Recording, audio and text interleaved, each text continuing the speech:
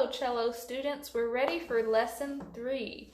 So take a look in your book at page 5. I want to do a quick recap of reading the music there. So let's take a look at that for just a minute. I have it here on the board nice and big where you can see it. So keep in mind the lines are G, B, D, F, and A. Okay, so the phrase we used there was Great Big Dreams for America. I have that one written here. And then for the spaces, we use A, C, E, G. The phrase for that is All Cows Eat Grass.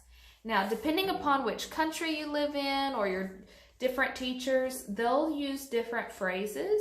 So the most important thing is that it's a phrase that you can remember. Okay, so it doesn't have to be that particular phrase or anything like that. It just has to be something that you can remember and something that has G, B, D, F, A for the lines and A, C, E, G for the spaces.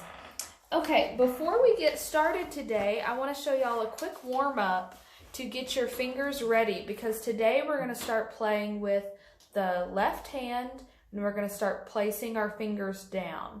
Okay, so to get your fingers ready for that, I'm going to give y'all just one warm-up for today, and then next lesson we'll look at another warm-up as well.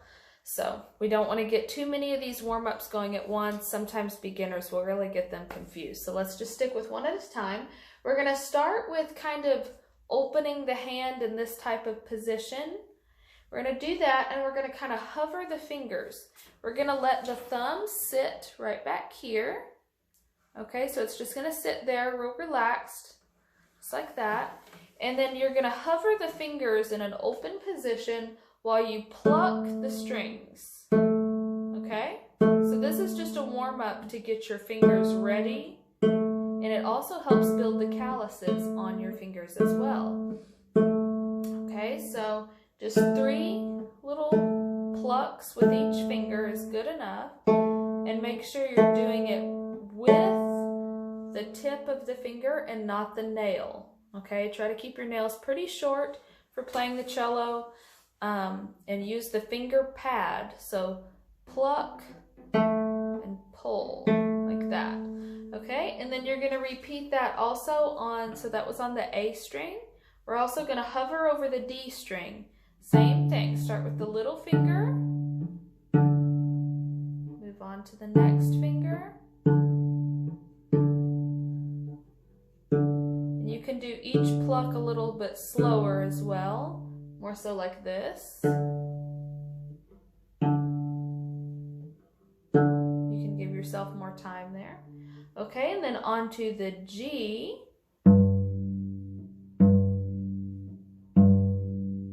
Same thing. Take it slow.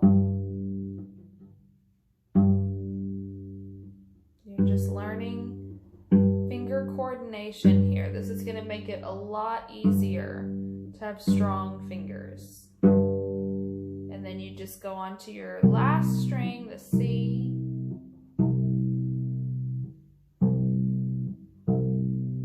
I think that one's a little out of tune. There we go.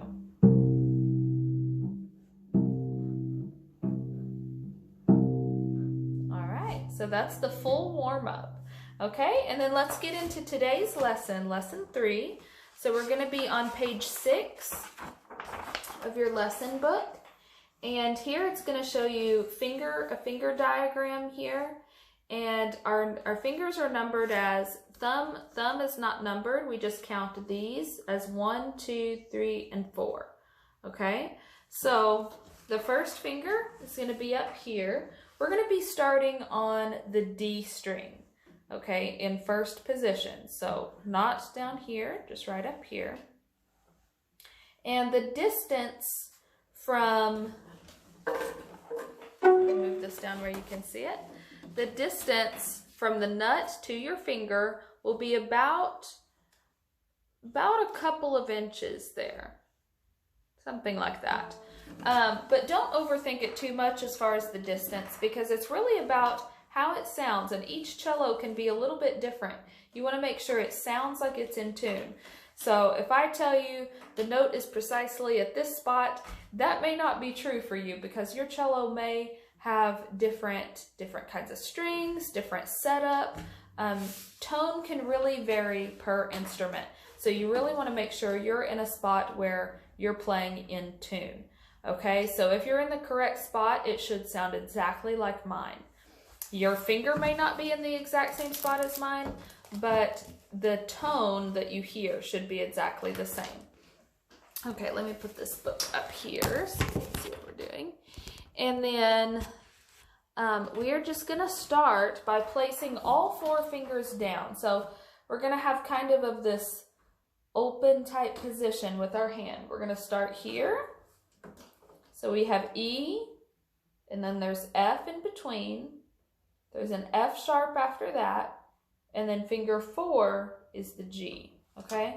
So you have all fingers like that, and your thumb is back here, nice and relaxed, okay? So all of those are on. So this finger 4 that we're doing, that is going to be the G, okay? So we're gonna start on exercise 10.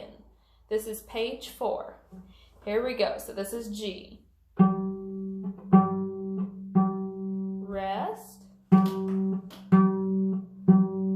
rest,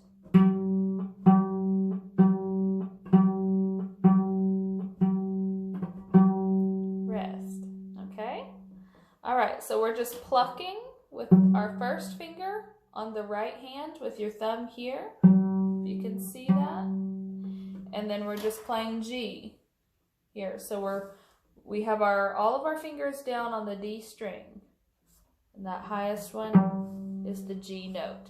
Okay, we're gonna lift the little finger here, and we're gonna leave these 3 down. This third one here is the F sharp. Here it goes. This is exercise 11.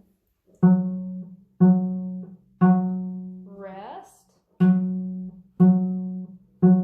rest,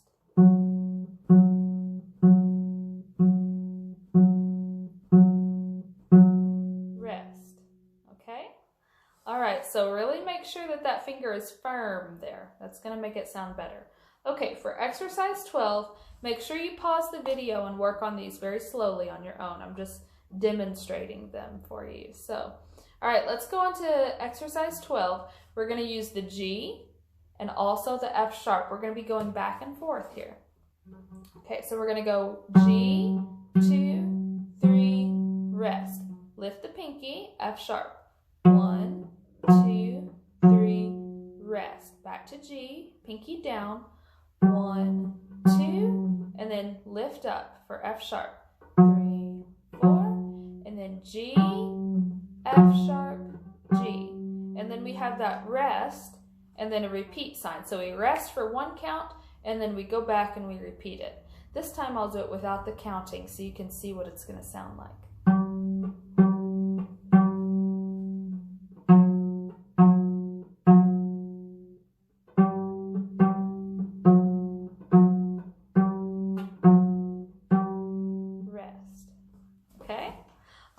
So that is it for lesson 3. Okay, definitely work a lot with the warm-up, just plucking the strings with all 4 fingers. That's the main thing, to get your fingers strengthened and strong, and then really work towards getting them in that position where you have E, F, F sharp, G. So the only notes you need to work on for lesson 3 is just F sharp and G, okay? And if you're wondering why there's an F and then an F sharp just means it's still F, but it's a higher F. It's on the piano, it would be like playing the black key right above F. So it's still F, but it's F sharp. It's a higher one. And we'll understand more about that as we go and get into key signatures and stuff. So y'all have fun. Practice page 6. Don't forget to review page 4 and 5 just for fun. And next time we're going to get into our first bow builders and we're going to get ready to start working with the bow. So y'all be practicing.